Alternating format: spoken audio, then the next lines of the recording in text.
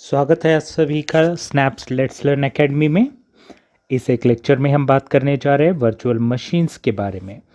तो जानेंगे कि वर्चुअल मशीन्स क्या होते हैं, कैसे वर्चुअल मशीन्स काम करते हैं। वर्चुअल मशीन को आभासी मशीन भी कहा जाता है, यानी कि हम उसका आभास कर सकते हैं मगर फिजिकली वो प्रेजेंट नहीं होता है। तो यहाँ पे वर्चुअल मशीन के बारे में ये कहा गया है कि virtual machine architecture is a type of operating system architecture. यानी कि वर्चुअल मशीन आर्किटेक्चर क्या है? एक प्रकार का ऑपरेटिंग सिस्टम आर्किटेक्चर है जो कि मल्टीपल ऑपरेटिंग सिस्टम्स को एक सिंगल फिजिकल मशीन पर रन करता है। यानी कि एक कंप्यूटर के ऊपर बहुत सारे ऑपरेटिंग सिस्टम को ये वर्चुअल मशीन आर्किटेक्चर रन करता है। यानी ये भी एक प्रकार का ऑपरेटिंग सिस्टम ही है, type of operating system architecture. Virtual machine architecture is a type of operating system architecture, यानी ये भी एक प्रकार का ऑपरेटिंग सिस्टम आर्किटेक्चर है जहाँ पर हम मल्टीपल ऑपरेटिंग सिस्टम, यानी वर्चुअली जितनी भी कंप्यूटर्स फिजिकल कंप्यूटर से कनेक्टेड रहेंगे वो सारे कंप्यूटर्स के ऑपरेटिंग सिस्टम्स रन होंगे। उस कारण से हम multiple operating systems on a single physical machine बोल रहे हैं। This approach provides the flexibility, allows for efficient use of hardware resources, but it can also introduce overhead and complexity. यानी ये इस प्रकार का जो वर्चुअल मशीन आर्किटेक्चर अप्रोच है जहाँ पे मल्टीपल ऑपरेटिंग सिस्टम को हम एक फिज़िकल मशीन के ऊपर रन कर सकते हैं, जो कि फ्लेक्सिबिलिटी भी प्रदान करता है, साथ ही साथ एफिशिएंट हार्डवेयर रिसोर्सेस।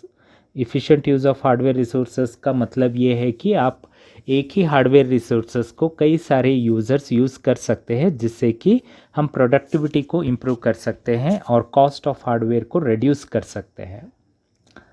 मगर साथ ही साथ ओवरहेड ज़्यादा होते हैं और कॉम्प्लेक्सिटी बढ़ जाती है, यानी डिफ़िकल्टी लेवल ज़्यादा होती है। अगर से इस एक वर्चुअल मशीन के उदाहरण के तौर पर अगर से लिया जाए तो ये जो VR सेट है, वर्चुअल रियलिटी सेट जो है, जैसे हम आँखों के ऊपर ये वर्चुअल रियलिटी हेडसेट लगा लेते हैं तो हमें ऐसे आभास होता है कि हम घर में होते हुए भी हमें लगता है इस VR सेट को लगाने पर कि हम किसी ऐतिहासिक स्थल पर हैं।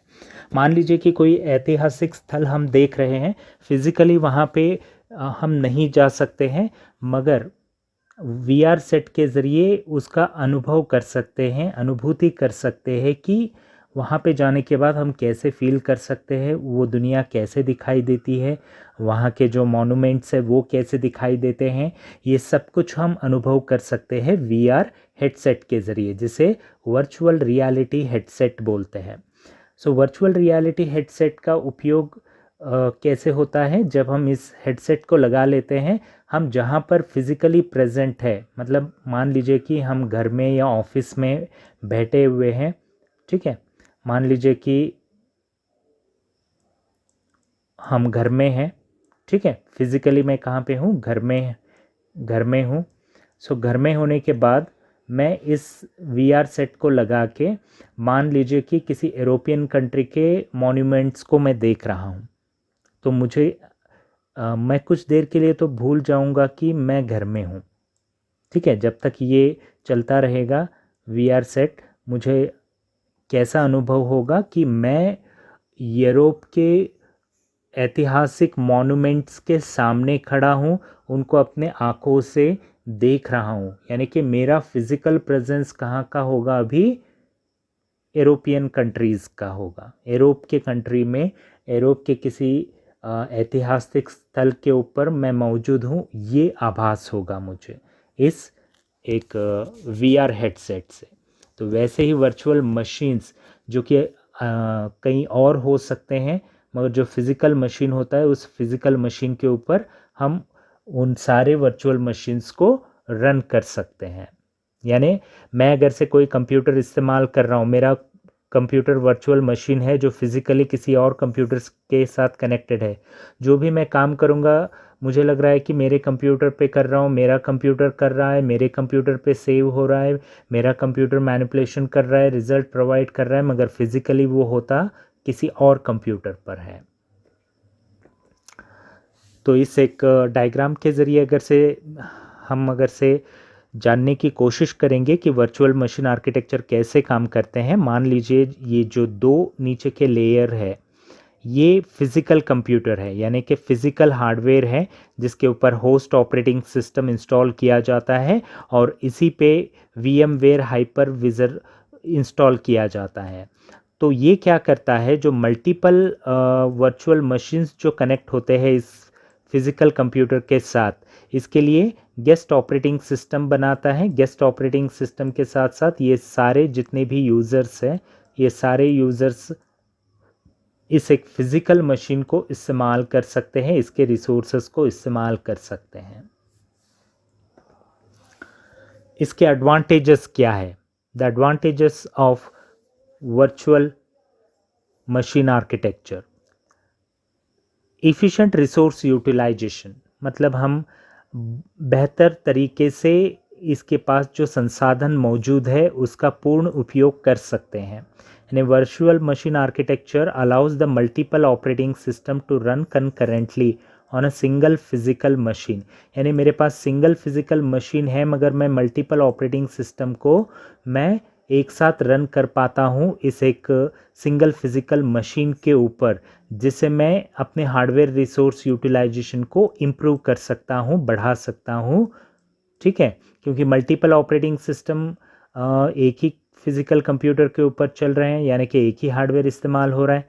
ठीक है, तो रिसोर्स यूटिलाइजेशन यहाँ पे बढ़ जाता है। तो इफ़िशिएंट रिसोर्स यूटिलाइजेशन पहला एडवांटेज है वर्चुअल मशीन आर्किटेक्चर का।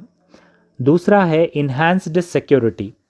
This architecture provides the greater security because every virtual machine is isolated from each other. यानी हर एक जितने भी कंप्यूटर कनेक्टेड रहते हैं, जितने भी वर्चुअल मशीन्स होते हैं, वो आइसोलेटेड फॉर्म में होते हैं। आइसोलेटेड मतलब एक कंप्यूटर कहीं से जुड़ा है और एक कंप्यूटर कहीं से जुड़ा हुआ है, यानी कि सारे कंप्यूटर अलग अलग जगहों से जुड़ते हैं। ठीक है, तो ये क्या करेगा, ये जो वर्चुअल मशीन आर्किटेक्चर है ये सिक्योरिटी प्रोवाइड करेगा जितने भी वर्चुअल मशीन इसके साथ जुड़ते हैं। Easy recovery, as this architecture use the virtual machines, recovery of the system is easy। यानी वर्चुअल मशीन होने के कारण जो भी रिकवरी है, अगर से कोई एरर आता है या किसी प्रकार का डेटा लॉस होता है तो वर्चुअल मशीन्स के ज़रिए हम इजीली रिकवर कर सकते हैं। Recovery of the system is easy. Disadvantage, पहला डिसएडवांटेज है overhead. Virtual machine architecture introduce overhead due to the need of additional software layers such as the hypervisor। यानी कि जैसे VMware हाइपरविजर हमने डायग्राम में देखा था, तो इसको इंस्टॉल करना ज़रूरी है वर्चुअल मशीन आर्किटेक्चर्स में, जिससे क्या होता है ओवरहेड इंक्रीज़ होते हैं, राइट, क्योंकि एडिशनल सॉफ्टवेयर लेयर्स की आवश्यकता होती है, उसके वजह से ओवरहेड्स इंक्रीज होते हैं। तो ये एक डिसएडवांटेज है। दूसरा है workload. Depending on the workload one virtual machine can affect by the other running virtual machine. यानी वर्कलोड के अनुसार अगर से एक मशीन काम कर रहा है, दूसरा मशीन भी काम कर रहा है, तो वर्कलोड अगर से ज़्यादा होगा तो परफॉर्मेंस अफेक्ट होता है। तो दूसरा डिसएडवांटेज वर्कलोड का है। तीसरा डिसएडवांटेज है कॉम्प्लेक्स डिज़ाइन, यानी कि वर्चुअल मशीन आर्किटेक्चर बनाना इतना आसान नहीं है, बहुत ही जटिल काम है। इसलिए हम बोलते हैं so virtual machine can be complex to design and maintain due to the need for multiple layers of software. So जटिल इसलिए बोला जा रहा है क्योंकि इसको डिज़ाइन करना, मेंटेन करना बहुत ही जटिल काम है, डिफ़िकल्ट है, कॉम्प्लेक्स है, क्योंकि इसकी जो ज़रूरत होती है मल्टीपल लेयर सॉफ्टवेयर का, और मल्टीपल लेयर सॉफ्टवेयर बनाना इतना आसान नहीं होता है, इसलिए हम इसको कॉम्प्लेक्स जॉब बोलते हैं। So this can increase the development time and maintenance. So जितना जटिल होता है यानी जितना डिफ़िकल्ट होता है, जितना कॉम्प्लेक्स होता है, उतना ही डेवलपमेंट करने के लिए ज़्यादा समय की आवश्यकता होती है और मेंटेनेंस भी इसका ज़्यादा होता है। तो इस प्रकार से ये सारे डिसएडवांटेजेस हैं। सो एडवांटेज डिसएडवांटेज समझने के बाद उदाहरण भी समझ लेते हैं कि क्या उदाहरण है। यानी वर्चुअल मशीन अगर से हम इस्तेमाल करते हैं तो उसके उदाहरण क्या हैं। VMware ESXi, Oracle virtual box, Microsoft hyper vision और वी। तो ये सारे उदाहरण हैं वर्चुअल मशीन्स के। So thank you very much, see you in the next video.